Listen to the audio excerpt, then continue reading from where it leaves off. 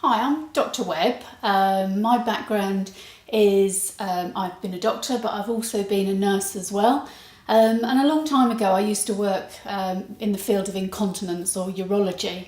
And part of who I looked after were people that had incontinence issues, both men and women.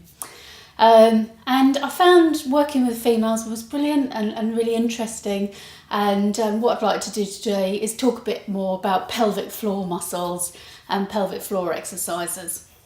So there is lots of reasons why people may be incontinent, but for women there's two main problems. The first one is stress incontinence, and that is where we have pelvic floor muscles that get weaker.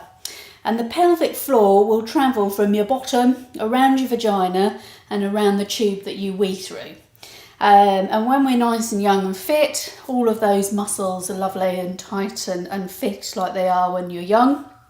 But as you have children and you get a bit older and you don't practice using your pelvic floor very often, then these get a bit slack. So what you find is if you're coughing or sneezing, that they actually don't squash hard enough and sort of squeeze that tube that you're weeing through.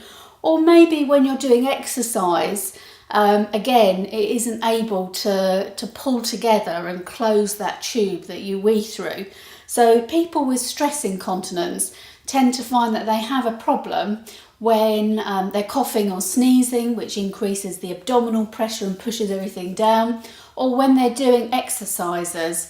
And you have two types of pelvic floor muscles. You've got the muscle fibres can be fast twitch, and they're the getting quick. So if you cough or sneeze, they shut quickly and squeeze tight. And then you've got the slow twitch fibres, which are the fatigue resistant fibres. And that's when you're actually running around and you need the fibres to hold on tight for a period of time, or when you've got a full bladder and you're holding on, that will be the bit that will hold really tightly. So pelvic floor is extremely good and really important in managing stress incontinence. And pelvic floor exercises are what we teach to try and help people improve the stress incontinence.